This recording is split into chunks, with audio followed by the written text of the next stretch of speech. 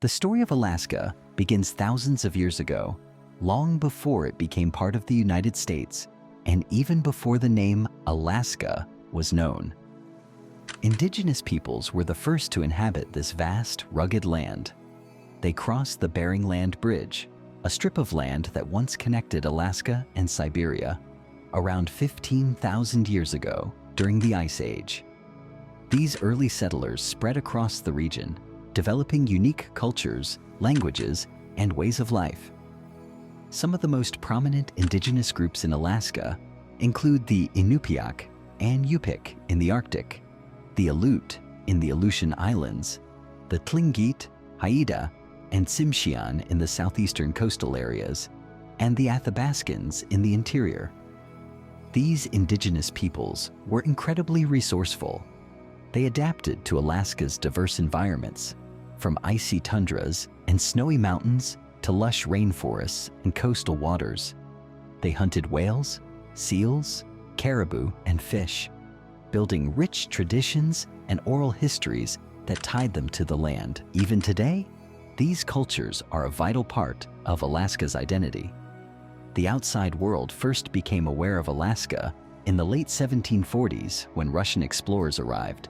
In 1741, the Danish explorer Vitus Bering, sailing for Russia, led an expedition that made first contact with the region. His journey revealed Alaska's abundant natural resources, especially its lucrative fur trade. Soon, Russian traders began hunting sea otters for their luxurious pelts, which became highly sought after in Europe and Asia. This marked the beginning of Russian colonization in Alaska. By the late 18th century, Russia had established settlements along the coast. The most significant of these was Sitka, founded in 1799. It became the capital of Russian America. Russian colonists built forts, trading posts, and churches, spreading their influence throughout the region. However, their presence was never very strong. Harsh climate and resistance from indigenous peoples made it difficult to control. Moreover, the Russian population in Alaska remained small, and the fur trade began to decline as sea otters became overhunted. In 1867, Russia decided to sell Alaska to the United States. At the time, the Russian Empire was facing financial difficulties and feared losing Alaska to Britain, which controlled Canada. They struck a deal with the US, and on March 30th, 1867, Alaska was sold for $7.2 million, about 2 cents per acre. This purchase was arranged by U.S. Secretary of State William H. Seward and became known as Sewards Folly, because many Americans thought Alaska was a useless, frozen wasteland. Little did they know how valuable Alaska would become. In the years following the purchase, the U.S. government paid little attention to Alaska. It was a remote territory, difficult to reach, and sparsely populated. However, this changed dramatically in the late 19th century with the discovery of gold. The Klondike Gold Rush of 1896 and subsequent discoveries in Nome and Fairbanks brought thousands of prospectors to Alaska, transforming it almost overnight. Towns sprang up, businesses flourished, and Alaska's economy began to grow.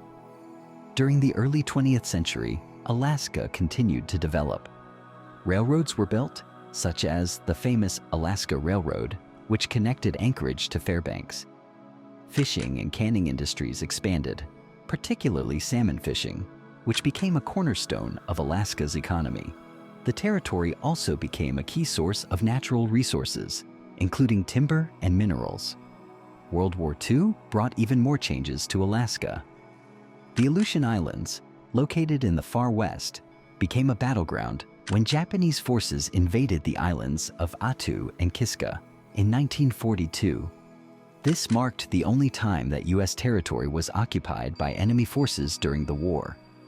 Alaska's strategic importance as a military base grew, leading to the construction of roads, airfields, and defense installations. The Alaska Highway, connecting Alaska to the continental U.S., was built during this time, opening up the territory to more people and goods. After the war, Alaska's population grew steadily, and calls for statehood gained momentum.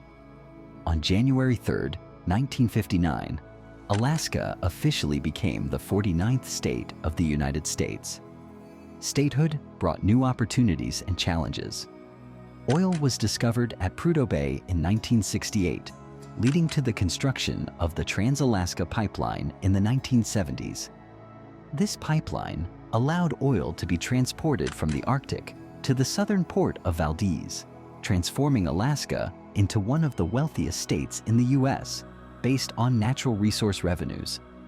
In 1964, Alaska faced one of its greatest natural disasters, the Great Alaska Earthquake.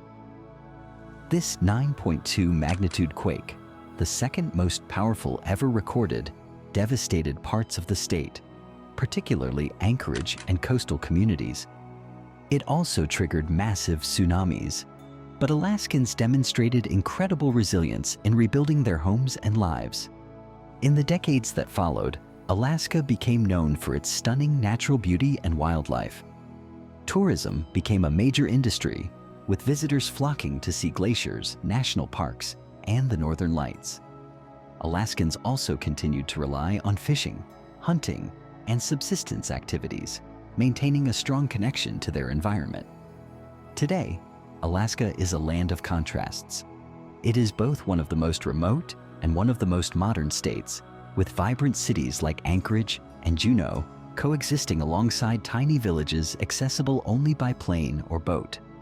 It is a place where tradition and innovation meet, where indigenous cultures thrive alongside modern industries like oil, fishing, and tourism. Despite its challenges, including climate change, which is affecting its glaciers and ecosystems, Alaska remains a symbol of adventure and resilience. Its history is a testament to the enduring spirit of its people, from the indigenous communities who first called it home to the settlers, miners, and dreamers who followed. Alaska's story is one of survival, adaptation, and the enduring beauty of a land unlike any other.